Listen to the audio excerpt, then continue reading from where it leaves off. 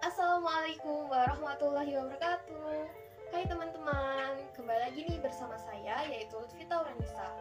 Sekali ini saya akan membawakan pembahasan dari kelas sejarah. Jadi minggu ini kita akan membahas tentang sejarah sastra periode 1933 sampai 1942. So, nggak usah lama-lama kali ya, kita langsung ke pembahasan aja. Yuk mari. Pada materi yang pertama kali ini, kita akan membahas lahirnya majalah Pujangga Baru.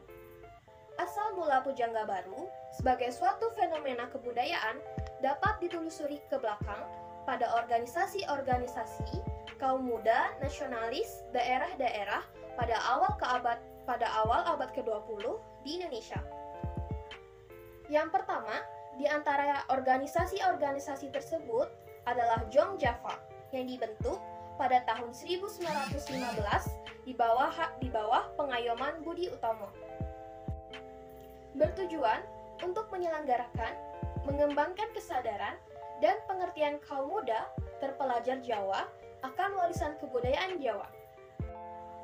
Pada tahun 1917, gerakan ini diikuti oleh Jong Sumatera Bound dengan tujuan yang sama, tetapi juga menyadari adanya perbedaan etnis kedaerahan, karena itu menyatakan bahwa tujuannya hendaknya mengembangkan kesadaran, kesatuan identitas di antara orang-orang Sumatera melalui penggunaan kesenian, bahasa, adat di Sumatera sendiri. Salah satu jalan guna mencapai tujuan itu ialah mengembangkan bahasa Melayu sebagai bahasa umum yang mempersatukan orang-orang Sumatera. Adapun salah satu cara mengembangkan bahasa Melayu ialah menyadarkan kesadaran akan kesusastraan Melayu dan mendorong kaum muda Sumatera yang berpendidikan Belanda agar menulis dalam bahasa Melayu sebagai penyataan identitas bersama akan kebudayaan mereka. Pada materi yang kedua ada tokoh-tokoh Pujangga Baru. Tokoh pertama ialah Sultan Takdir Alis Jabana. Beliau adalah orang besar yang dilahirkan di Nata, Tapanuli pada tanggal 11 bulan Februari tahun 1908. Setelah menamatkan HIS di Bengkulu, beliau memasuki Convent School di Bukit Tinggi dan kemudian HKS di Bandung. Setelah itu, ia belajar untuk Hofdokter di Jakarta dan juga belajar sekolah hakim tinggi. Selain itu, beliau belajar pula tentang filsafat dan kebudayaan pada Fakultas Sastra. Karya-karya beliau antara lain Tak Putus di Rundung Malang, roman tahun 1929, Dian, Tak Kunjung Padam, roman pada tahun 1932, dan Anak Perawan di Sarang Penyamun, roman tahun 1941. Tokoh yang kedua ada Armij Panen. Armij Panen sendiri adalah adik dari Sanusi Panen. Beliau dilahirkan di Muara Siponge, Tapanuli Selatan pada tanggal 18 Agustus 1908. Beliau berpendidikan HIS ELS Stovia Jakarta pada tahun 1923 dan pindah ke Nias, Surabaya dan menamatkannya di Solo. Kemudian menjadi guru bahasa dan sastra di Kediri dan Jakarta, serta pada tahun 1936 beliau bekerja di Balai Pustaka. Karya-karya beliau antara lain Belenggu, Roman Jiwa tahun 1940, Kisah Antara Manusia, kumpulan cerita pendek tahun 1953, dan Nyai Lenggang Kencana, Sandiwara tahun 1937. Tokoh yang ketiga ada Amir Hamzah yang bergelar Pangeran Indraputra Beliau lahir pada tanggal 28 Februari tahun 1911 di Tanjung Puro, Langkat, dan beliau meninggal pada bulan Maret tahun 1946. Beliau keturunan bangsawan dan keponakan sekaligus menantu dari Sultan Langkat. Beliau hidup di tengah-tengah keluarga yang taat beragama Islam. Ia mengunjungi HIS di Tanjung Puro, Mulo di Medan, dan Jakarta MS atau bagian sastra timur di Solo. Ia Beliau menuntut ilmu pada sekolah tinggi hakim sampai menjadi kandidat.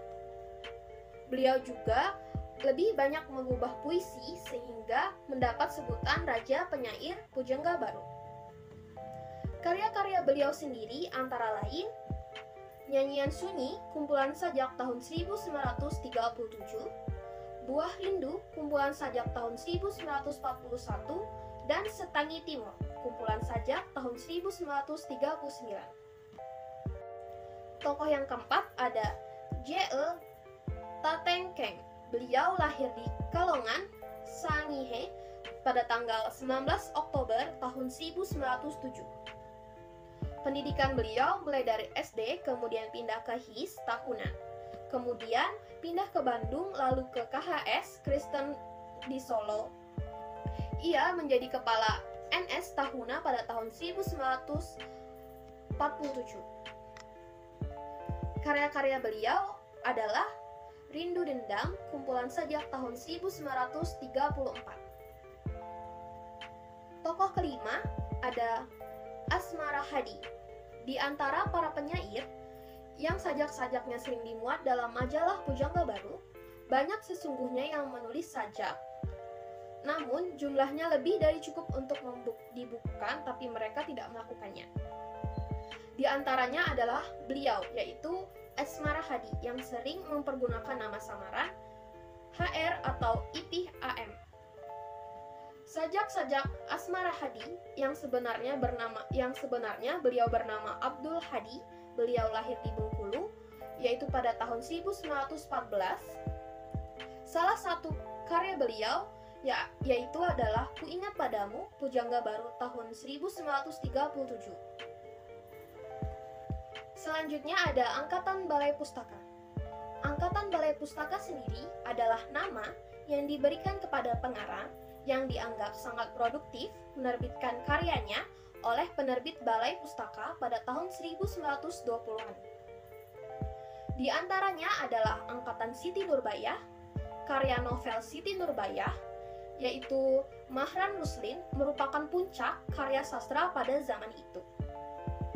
Novel Siti Nurbaya menampilkan kritik tajam terhadap adat istiadat dan tradisi yang kaku.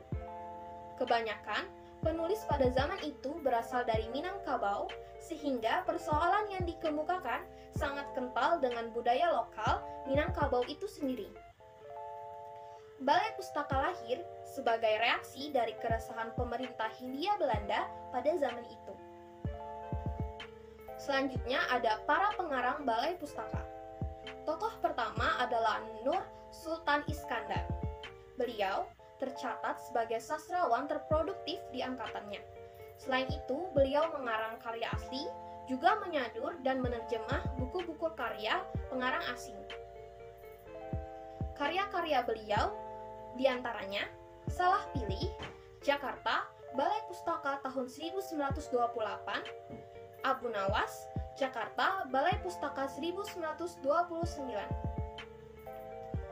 Tokoh kedua ada Abdul Muiz, merupakan tokoh yang begitu komit terhadap pejuang dan nasib rakyat yang saat itu sedang dijajah.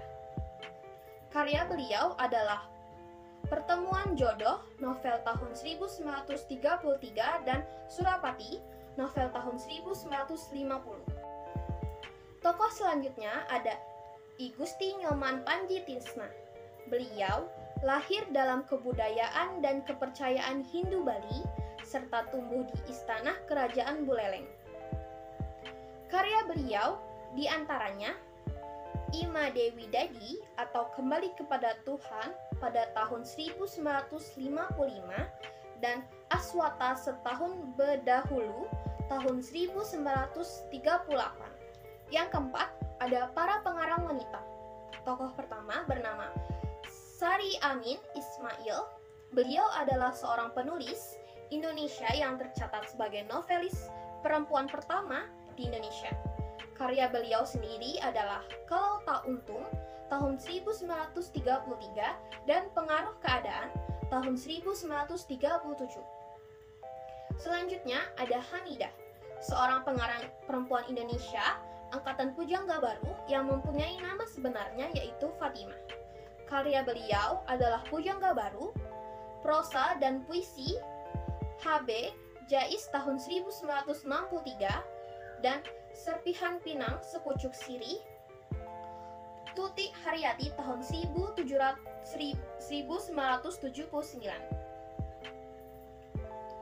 Selanjutnya ada tokoh Sa'adah Alim. Beliau adalah pengarang dari kelompok Balai Pustaka yang karyanya berupa cerpen dan terjemahan karya asing. Karya beliau antara lain Drama Pembalasan tahun 1940-an, kumpulan cerpen Taman Penghibur tahun 1941, terjemahan Angin Timur dan Angin Barat karya Pierce S. Bach tahun 1941.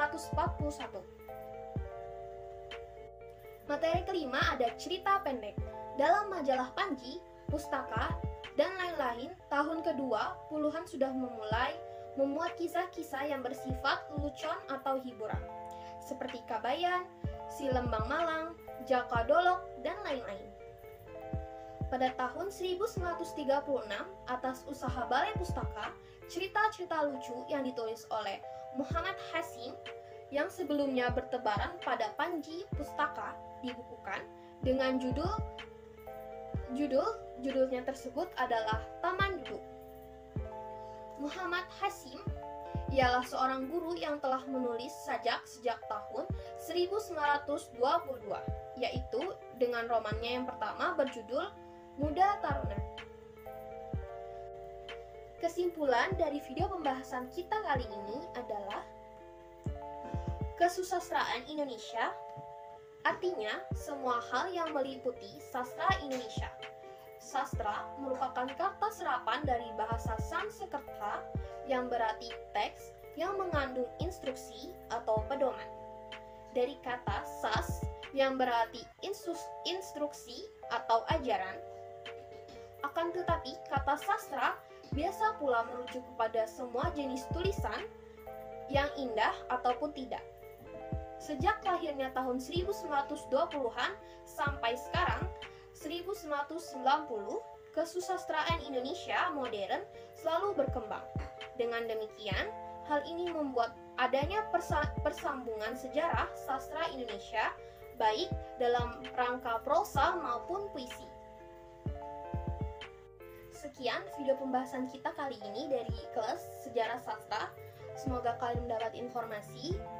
Dan saya juga mengucapkan maaf atas kesalahan baca ataupun kesalahan yang saya ucapkan, mau baik yang disengaja maupun tidak. Dan saya juga mengucapkan terima kasih kepada kalian yang telah mengklik video ini. Dan see you in the next video. Bye-bye!